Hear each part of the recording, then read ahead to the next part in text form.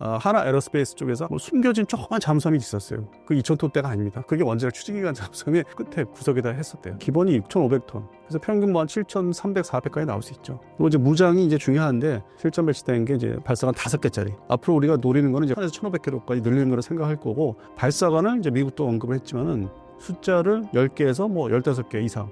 그리고 최종적으로는 이제 사거리뿐만 아니라 고성능의 파괴력, 수중발사 탄도탄을 이제 본격 개발을 하지 않을까. 장보고3 배치3가 핵 잠수함을 목적으로 만들 예정이었다고 들었습니다. 해당 내용에 대해 알려주신다면요? 근데 이번에 그 ADEX, 발음이 이제 두 가지입니다. ADEX, ADEX. 사람에 따라서 쓰는 용도가 달라요. 다른 방송에서는 ADEX라고 나한테 강요를 하더라고요. 근데 나는 ADEX라고 하겠습니다. 이 ADEX에서는 이 장보고3에 대해서는 구체적인 뭐 얘기가 없었고, 그 아무래도 이제 잠수함의 명가라고 하면 하나오션, 그 해당되는 부스가 있죠. HD 현대는 이제 그 현대 그룹에 이제 방산 4대 업체 이렇게 작게 들어와 있고, 주된 그 종목이나 물건이 아니었고, 하나 에어로스페이스 쪽에서 하나오션을 이제 잘 크게 홍보를 하기 위해서 담아놨는데, 앞에 전시가 나왔는데 뭐 숨겨진 조그만 잠수함이 있었어요. 그 2,000톤대가 아닙니다. 지금 와서 보니까 그게 원자력 추진기관 잠수함의 모형을 살까만 저 끝에 구석에다 했었대요. 장보3 배치3에 대해서는 뭐 일절 얘기가 없고, 해군관이 있어요. 지금의 이제 국내 방산업체, 10대 방산업체들은 이제 전 시장이 이쪽으로 나눠져 있고, 또 반대쪽에 해외관이 있는데 해외관에 국방관이 있었어요. 우리 대한민국 국방부 방사청 해가지고 육해공 해병대. 근데 그 중에 이제 해군 그 코너가 있는데 그 로드맵이 처음 공개됐습니다. 그동안에 이 어디 해군 전력 증강에 대해서 얘기가 없다가, 거기에 장보고 배치 3까지는 그냥 표현된 거는 그냥 일반 재래식 기관 추진하는 걸로 추진기에서 9척을 완성하고 되어 있고, 그 다음에 이제 어떤 형태의 잠수함인지 모르겠지만 장보고 4에 대해서 처음으로 이제 이렇게 써 있어요. 그림. 그리고 그 다음에 차세대 신형 잠수함에 되어 있어요. 그 차세대가 아마 이제 원자력 추진기관 2040년대 이후. 그게 기존의 해군에서도 그렇게 롱텀으로 로드맵을 가지고 있는데, 이번에 발표로 인해서 발표로 인해서 완전히 혼란이 지금 와가지고, 해군 참모총장이 이번에 국회에서 얘기한 게, 질문을 한 사람은 국회의원은 좀 뭔가 하여튼 근본적인 원자력 추진기관 잠수함의 얘기를 듣고자 했는데 서로 어긋났었죠. 장보3가 배치3는 이 현재로서는 원자력 추진기관 아니에요. 왜냐면은 안규백 장관은 4척 이상이라고 했어요. 필요한 게 원자력 추진기관 잠수함 확보가 4척 이상이라고. 근데 장보고 3의 배치 3는 지금 현재 방향은 안정했는데 3척 사업이야. 홀수고 저쪽은 짝수 이상. 그러면 이거는 아니라는 거죠, 일단. 그리고 기획을 하더라도 현재 기본 설계에서 개량형으로 가는 거거든요. 장보고 3의 배치 1, 2, 3는 1형이 나왔으면 2형은 개량형, 또 개량형. 그러니까 1형에서는 발사관이 뭐 6개인데 여기서는 10개로 들어가야지. 그런 세세한 부분은 이제 개량하는 거기 때문에 이걸로 그냥 끝나는 거지. 바로 그냥 이게 뭐 앞에서 뭐 길게 설명드렸지만은 이게 앞으로 시간이 많이 걸리는 사업이기 때문에 그렇게 그냥 바로 진입할 수가 없다는 거죠. 중간에 사업을 중단을 하고 할 수가 없어요. 그냥 기존의 계획은 계획대로 가야만 전력 증강이 되는 거거든요. 그리고 이제 장보고 4를 이제 재정립을 해야 되죠. 이거를 진짜 원자력 추진기관으로 가고 톤수는 6,500톤 이상으로 가는 거를 기본 계열을 잡아야 되겠죠. 이제부터.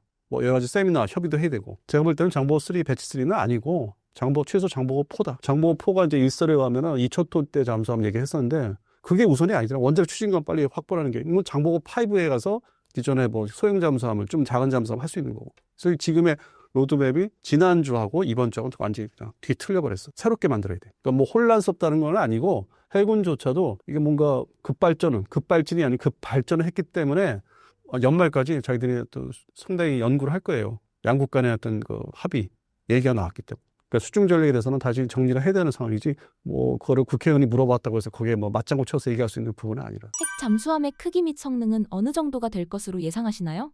앞서 말씀드린 대로 이제 기본이 6,500톤. 그러니까 기본 배수량이. 근데 거기에 뭐 여러 가지 뭐 무장과 사람 승조원 타고 뭐 식량 여러 가지 이제 자재를 탑재하면은 그러니까 7,000톤 넘어가는 그냥 금방 휘딱 넘어가고. 그래서 평균 뭐 한 7,300, 400까지 나올 수 있죠. 배수량, 만재의 배수량이. 그리고 이제 무장이 이제 중요한데, 이거를 위해서 그동안에 이제 수중발사 탄도탄 사거리 500km짜리 이거를 만들어서 지금 현재 배치된 게, 실전 배치된 게 3척이죠. 장보고 3의 배치 1에 실전 배치된 게 이제 발사관 5개짜리. 그러니까 5발이 이제 탑재가 된 거고, 앞으로 우리가 노리는 거는 이제 북한이 이제 목표로 하는 거죠. 북한이 자꾸 이제 급발진을 하니까 우리는 급발전이고, 하다 보니까 무장도 좀 더 사거리를 더 늘 1,000km까지, 일단은 1,000에서 1,500km까지 늘리는 걸 생각할 거고, 발사관을 이제 미국도 언급을 했지만은 숫자를 10개에서 뭐 15개 이상. 그러니까 발사관 숫자를 이제 이 배가 이 잠수함이 커지니까 충분히 심을 수 있고, 그리고 최종적으로는 이제 사거리뿐만 아니라 파괴력, 벙커버스터라고 해서 이제 이 뚫고 들어가는 그런 탄두를 이제 결합을 시킨 아주 고성능의 수중발사 탄도탄을 이제 본격 개발을 하지 않을까. 지금부터. 어느 정도 기반은 이제 닦여져 있기 때문에 지상 발사 미사일이 있기 때문에 현무 시리즈가 그래서 그거를 이제 수중에 좀 탑재해서 들어갈 수 있는 발사할 수 있는 그 부분이 이제 본격 이제 연구하면서 다 이제 모아져야 되는 거죠. 원자력 추진기관 관련된 거, 전체 선체를 어떻게 할 거고, 뭐 소난 이런 센서는 어떻게 할 거고, 그리고 이제 무장은 어떻게 할 건지. 그리고 이제 이 교육 훈련은 이게 또 다른 차원의 잠수함이기 때문에 교육 훈련은 앞으로 어떻게 시뮬레이터라든지 여러 가지로 어떻게 또 기반을 이제 만들지. 해군의 이제 교육사죠. 이런 데서도 같이 연결돼가지고. 그래서 뭐 할 일이 뭐 내부적으로 해군 자체에서도 할 게 상당히 많죠. 이거 뭐 이제 뭐 며칠 안 지났는데 엄청난 거예요. 지금 할 일이. 전체적으로 전력 구조를 개편해야 되는 거예요. 수중 전력이 거의 뭐 35년 만에 완전히 이제 갈아엎어야 되는. 그리고 현재 당장 사용하는 전력은 이제 장보고 3 중심으로 갈 수밖에 없고. 이게 현재 4번항까지 나왔는데 최종 그러니까 순조롭게 9번항까지 만들어야 돼요. 그건 그거대로 전력의 가치가 있기 때문에 당장 급한 대로 동해안, 북한 쪽에 원주 쪽에 가서 숨어서 감시하려면은 그게 지금 아주 필수적으로 중요하기 때문에 기존의 계획을 없는 거는 바보 같은 짓이고 그건 그거대로 보내고 장보포에서는 이제 원자력 추진기관으로 가는 게 맞죠. 되게 성급하다는 생각이 들어요. 아니 장보고 3 배치 3를 왜 세척자리를 무슨 그건 기존 계획대로 가야 되는데 그거는 좀 아니다 싶더라고요. 기존 잠수함에는 어떤 미사일이 쓰이고 있고 핵추진 잠수함에는 어떤 미사일이 있으면 좋을까요? 일단 뭐 발사관이 실전 배치된 건 6개짜리예요. 6개고 사거리가 500km면은 서울에서 부산에 우리가 자동차 운전해서 계속 내려가면 460km인가 뭐 463인 그 정도잖아요. 그러면 일직선 늘리면은 거기서 조금 더 늘려야 500km잖아요. 이게 대각선. 이 잠수함 부대가 주로 이제 진해 기지사 거기서 이제 바로 옆에 있거든요. 기지사 옆에 잠수함 사령부가. 그럼 거기서 출항을 해서 동해안에 포항 정도 올라가면은 안전 구역이에요. 자기들이 뭐 여러 가지 뭐 훈련, 뭐 작전하는데 아주 편한 지역이에요. 포항, 울산까지는. 근데 그걸 넘어서서 이제 올라가기 시작하면은 좀 이제 긴장하면서 자칫 잘못하면 수중에서 넘어갈 수 있는 거잖아요. 비공식적으로 209 잠수함 운영할 때 사실 좀 있어요. 그런 게. 사례들이 있어요. 저 내용을 좀 본 게 있었는데 옛날에 누가 줘가지고. 거기서부터 사고를 따지면은 원산을 일단 이 동해안에서 원산을 이제 500km가 접근하면 되고 근데 이게 또 반대로 이쪽 동해안에서 평양을 때려야 된다 하면은 더 사거리가 더 필요하죠. 안전하게 울릉도 인근에서 우리 그 해역에서 아니면 독도 그쪽에서 쏘면은 사거리가 뭐 더 나와야 되고 그러니까 포착이 뭐 이렇게 멀어지면 안 되니까 멀어지면서 포착을 북한이 할 수 없으니까 어떤 비익성이 있으니까 은닉되는 게 그런 측면에서는 사거리가 이제 좀 현재로서는 모자르죠. 제한된 거죠. 좀 발사 숫자가 그러니까 이스라엘과 이란의 그 미사일전을 보면은 한두 발 가지고 안 되잖아요. 그러면 현존 전력이 세 척인데 이것이 하나는 뭐 다른 뭐 우리 교수님 얘기하는 대로 뭐 교육 훈련 뭐 정비하면 한 척만 나가 있잖아요. 얘가 6발 쏘면은 그 효과 나겠어요? 수상에 있는 전투함 구축함을 호위하면서 또 함대지 미사일 쏘는 게 우리 때 있는데 이게 이스라엘과 이란 이번에 전쟁 보면 엄청나게 쏟아부어야 되잖아요. 한 번에 일게 그냥 그게 효과가 날까 말까 하니까. 그래서 그런 측면에서는 현존 전력 장보 3 배치 1은 전력 성능이 좀 부족한 미사일이다. 그래서 그거를 또 확대를 해야 된다. 파괴력도 강화해야 되고. 그 동시에 이제 별도로 이 무장 쪽의 또 개발과 연구가 따로 또 이제 시작이 될 것 같아요. 준비를 이제 해야 되니까 본격적으로 10년 내에 이제 아주 고성능의 고탄도 이제 중심으로 장사정 그리고 순항 미사일도 우리가 지금 착순했는데 북한도 뭐 순항 미사일 본격적으로 이제 함대지라고 이번에 발사했는데 우리는 더 그것보다 좀 고성능으로 좀 개발을 더 추가를 해야 되지 않을까. 정밀성이 더 높은 탄착 오차가 더 아주 뭐 90% 이상 99%까지 높여야 되는 생산성에 있어서 대량 생산을 해서 가격을 좀 낮춘다든지 그래서 많은 숫자를 보유를 해야 돼요. 지금은 제한적인 숫자예요. 얼마 안 돼요 숫자가. 이스라엘과 이란 전쟁 보니까 한두 발 가지고는 어렵다. 그러니까 공격 수단이 그전까지는 우리가 이제 지대공 미사일 KAM 들어가서 방어하는 수단을 이제 얼마 전에 얘기했다면 이제 앞으로 공격하는 수단이 본격적으로 또 숫자가 늘어야 된다. 그게 지상 육군은 별도고 공군은 별도고 해군에 그래서 체계의 숫자가 늘어야 되는 국방비를 증액을 할 수밖에 없어요. 인건비 늘리죠. 이런 무기 더 사야되죠. 그 비싼 무기들. 그래서 당연히 국방비를 뭐 안 늘릴 수가 없는 거죠. 어떤 방법이 없습니다. 그래서 앞으로 전략 무기로서 이제 핵탄두는 아니지만은 대한민국의 전략 무기로서 이 장보고 3 시리즈뿐만 아니라 이제 차세대 원자력 추진기관 잠수함이 이제 핵심으로 자리 잡는 시기가 2030년대 중반 이후라는 거죠. 근데 대한민국의 어떤 군사력, 무기, 국방력을 보면은 70년대, 80년대, 90년대 계속 발전을 해왔는데 북한을 완전히 압도할 수 있는 화력을 갖기 시작한 건 이제 불과 몇 년 안 돼요. 뭐 한 5년? 2018년부터라고 이제 볼 수 있고. 그게 지금 숫자를 늘리고 있는데 시상발사, 탄도탄, 순항미사일, 추진기관 잠수함이 이제 앞으로 나오겠지만 확보하겠지만 원자탄을 또 확보할 수 있는 건 아니니까 그런 측면에서는 이게 지금 잠수함이 또 핵심 전력으로서 이제 부각이 이제 되고 있는. 핵추진 잠수함이 건조된다면 어떤 식으로 활용해야 할까요?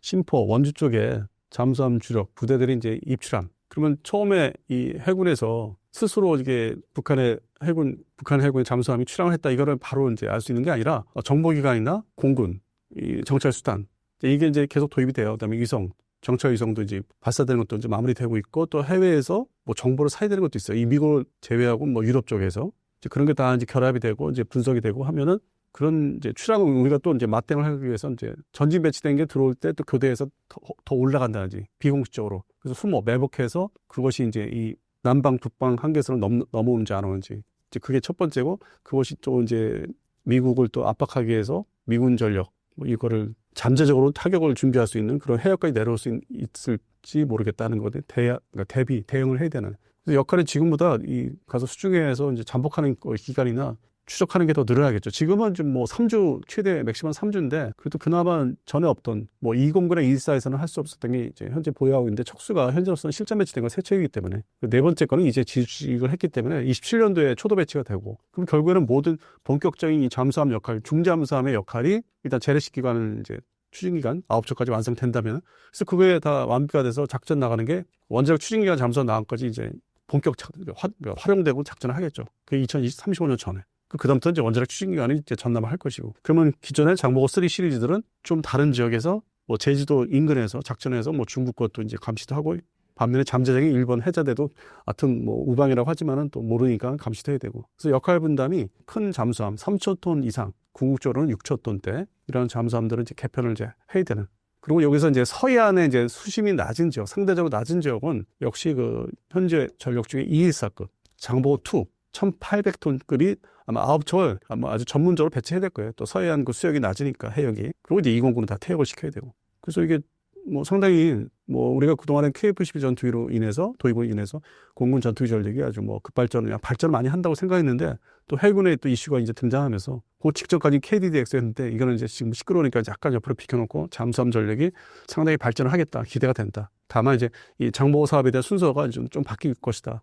그런 측면에서는 잠수함 역할이 지금 북한의 핵전력 감시를 이제 이 일정 부분 이제 전담을 하게 되는 거죠. 그러니까 지상 기반의 탄도탄이나 순항미사일 이거는 또 이제 공군이나 육군이 또 이제 해야 되고 그 전부 모아서 하는 건 국방부고. 그다음에 이게 위성, 정찰 위성 이제 해외 것도 이제 뭐 정보를 사는 것도 있고 우리가 띄운 것도 있고 해서 이게 종합적으로 북한의 이제 핵전력을 감시, 정찰 뭐 이렇게 대비를 하는 거죠. 만약에 저쪽에 움직이 있으면은 공군 전력이 가장 먼저 들어가서 이제 타격을 해야 되고 그다음에 이제 측면에서 이제 북한의 해군 잠수함을 추적을 하거나 타격할 수 있는 거는 또 이 해군의 4세대 잠수함들이 이제 맡아야 되고 본격적인 이제 전면전이라서 이스라엘과 이란 같은 미사일전이 되면은 육군의 어떤 여러 종류의 탄도탄, 현무 시리즈가 이제 맡게 되는 거. 이 한반도가 가면 갈수록 무기 종류나 하여튼 이 화력이 점점 아주 고도화되고 결국에는 이제 러우 전쟁처럼 이렇게 일어나면은 민간인 피해는 더 늘어날 수밖에 없다. 만약에 한반도에서 전쟁이 나면은 그게 더 우려가 되는 거죠. 북한은 핵 추진 잠수함에 대응이 가능한 상황인가요? 이번에 이제 발표가 이제 10월 뭐 중순에 된 거지 않습니까? 북한이 먼저 3월 달에 원자력 추진기관, 소위 자기들이 말하는 전략 원점을 만들겠다 선언을 공식적으로 발표를 했어요. 그전에는 이제 미사일 중심의 잠수함을 개발하겠다고 이제 보여줬는데 건조식도 했고. 근데 그건 다 CG함, 테스트함. 자기들도 역시 기술, 탄도탄을 어떻게 심어야 되나. 그 흐름 자체가 먼저 번에 보여줬던 두 척이 있어요. 가장 나중에 김군옥 함인가 그러는데 그 외형을 보면은 러시아가 재래식 잠수함 옛날에 러시아가 재래식 잠수함에다가 그런 세일에다가 이렇게 뒤에다가 더 연장해서 미사일을 이렇게 수직으로 한두 발 실을 수 있는 그걸 러시아도 아주 옛날에 소련 시절에 해봤고 그래서 지금은 아주 뭐 강력한 뭐 자기 잠수함 전력을 가지고 있지만은 그다음에 중국도 사실 그렇게 해봤고. 북한이 그대로 답습을 한 거예요. 소련이 했던 거, 중국이 했던 거를. 그러니까 이 무장에 대해서. 그래서 어느 정도 이제 자기들이 데이터 기반도 잡았고, 이게 수중에 들어갈 수 있는 없나도 이제 확실히 알았고, 지금의 그 두 척은 실전 배치 뭐 작전할 수 있는 건 아니라고 보고 있고, 그래서 실전 배치, 실제 전쟁이나 전투에 사용할 수 있는 잠수함을 이제부터 건조하겠다고 선언을 한 거예요. 거기에 맞춰서 우리가 이제 급해진 거죠. 6월 달에,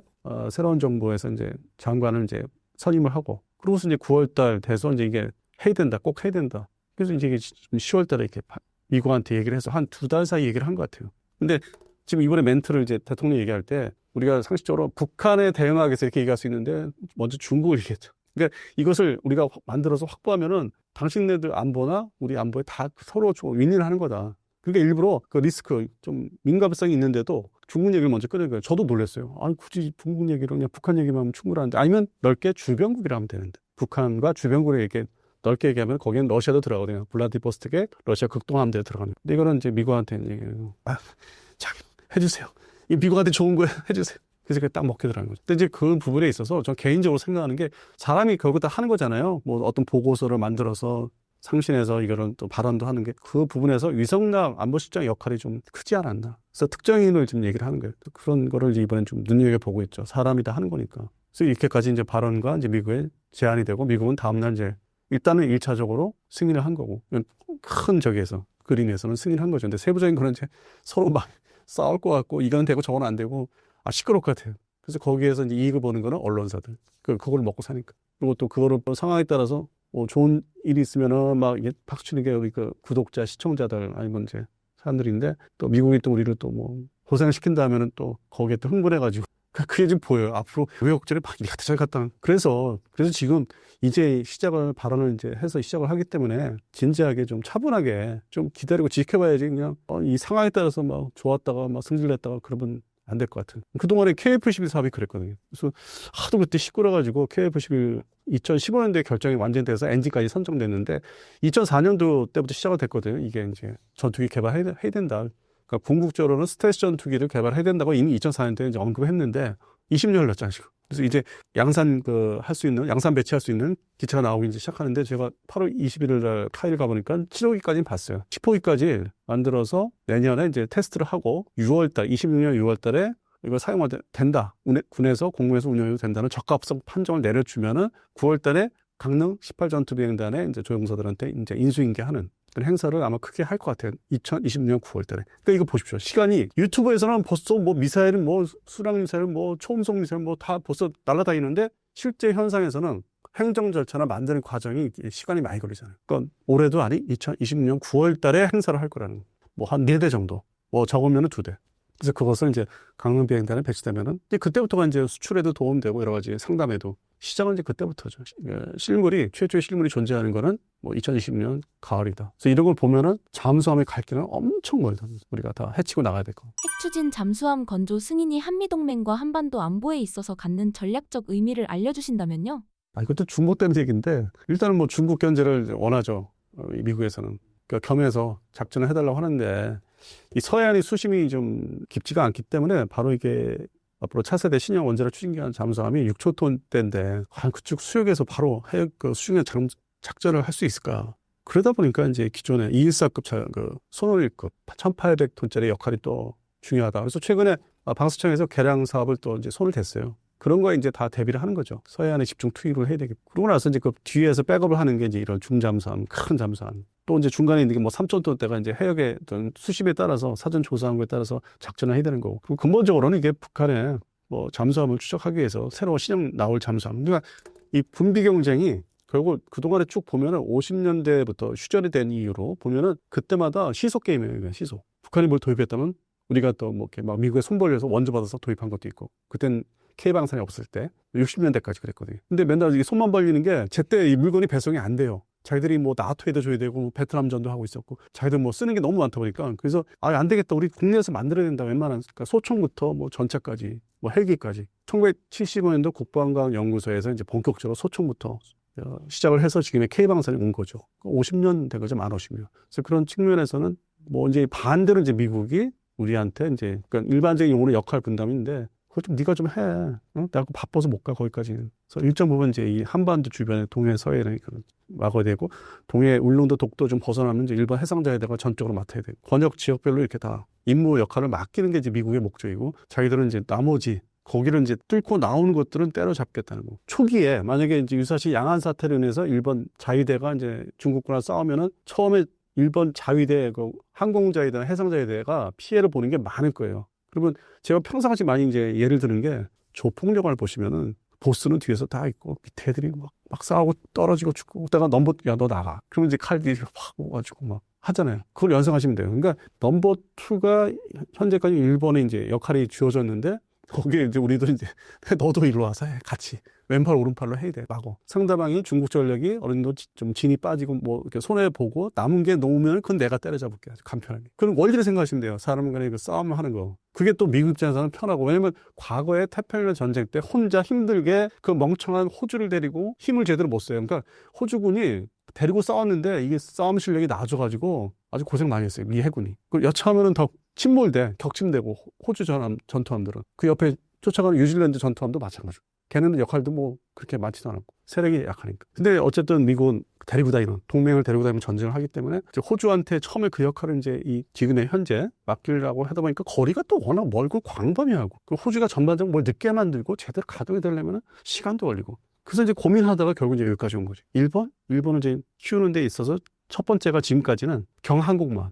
그게 이제 실제 두 척이 이제 완성이 거의 다 됐고 세부적으로 뭐 이렇게 좀 다듬어야 되는 게 있는데 그다음에 거기서 이제 수직형 전투기도 지금 4대가 일본에 배달을 했어요. 그러면 그게 한 뭐 20대, 뭐 40여 대까지 다 줘야 되는데 시작이 됐고. 그래서 원래 이슈는 미국의 동북아시아의 동맹 활용이 일단 일본 중심으로 경항공모함을 두 척을 빨리 실전 배치를 하자. 2027년 이후에. 급하고 이제 먼저 수시로 일본 해상자에 대해 경항공모함이 이제 그 양안 근처에 오키나와 돌아다니면은 만약 전쟁이 났다면 그게 먼저 두들겨 맞거든. 그걸 이제 보면서 이제 미 해군이 이제 뭐 7함대, 3함대가 들어와서 이제 본격적으로 이제 그런 게 또 우리한테도 일종의 역할이 이제 오고 있는 거죠. 정부의 어떤 뭐 정파를 떠나서 정파 양쪽 다 이거는 꼭 다 찬성하는 거기 때문에 그래서 본격적으로 2035년 되면은 공중전력, KF-11 중심의 공중전력, 그다음에 수중과 해상, 뭐 이지스함이 또 더 나올 거니까 최종 6척까지 되고 또 한국형 이지스함, KDX가 어쨌든 간에 나오긴 할 거니까 10년 후에는 배치가 돼 있을 거고. 그런 역할을 처음에 아주 극심하게 싸워서 피해를 보는 거는 이제 그런 면에서 우리가 이제